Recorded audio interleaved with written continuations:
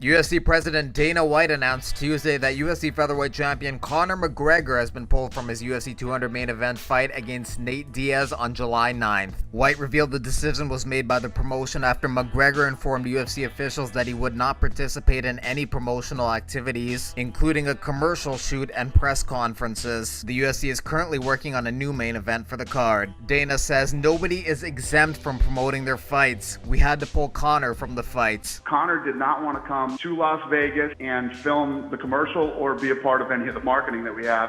He's in Iceland training, and that's not possible. He felt that leaving right now would hurt his training and getting ready for this fight. But every other fighter on the card is coming. I respect Conor. Conor's a guy who has stepped up and taken fight on short notices, literally saved the show at times. But it doesn't make you exempt for showing up for the press conference and all the pre-promotional stuff that we have to do. We spend a lot of money on this stuff, and you have to do it. It's mandatory. A similar thing happened in 2011 when Nick Diaz didn't show up for a press conference for UFC 137 to promote his fight with GSP. The UFC pulled Diaz from the card and replaced him with Carlos Condit. Conor said, "I've decided to retire young. Thanks for the cheese. Catches later." John Kavanagh says, "Well, it was fun while it lasted." Dana said Conor's last fight at UFC 196 did 1.5 million pay-per-view buys. The record is 1.6 million for UFC 100. UFC 200 was expected to beat that mark. Brendan Schaub says, "Ego is the death of everything. Good for Conor if this is all true." He adds, "Everyone realizes Conor can't just go to Bellator or another fight promotion. He's under contract with Zuffa." Conor has been outspoken about fighting for his rights as the UFC fighter, and while he didn't get his way in this instance, he was able to exercise his power and keep his featherweight belt and attempt to fight for a second belt when Dana White and the UFC said he would be required to vacate the belts. I tell you one thing that won't be happening.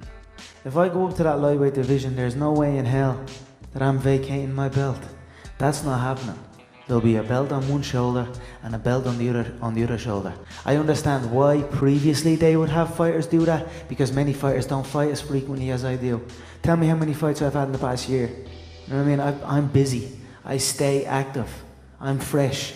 So when I go up to the lightweight for that lightweight belt and take that lightweight belt, I will still be the featherweight champion also. Conor also recently abandoned his role in the movie Triple X: The Return of Xander Cage in order to focus on training for UFC 200. Michael Bisping is now in that movie, which he is filming right now in Toronto. Nate Diaz is still going to be on the UFC 200 card. Cowboy Cerrone wants to fight Nate Diaz on that card. The UFC were interested in Diaz fighting Lawler or GSP before the Conor fight was booked. Dana says he'll also add another fight to the UFC 200 card in addition to the Nate Diaz fights, so that'll be 11 fights on the card. The other 9 are Aldo versus Edgar, Tate versus Nunes, Velasquez versus Brown, Hendricks versus Gastelum, Mousasi versus Brunson, Sanchez versus Lozon, Northcutt versus Marin, Miller versus Gomi, and Zingano versus Pena.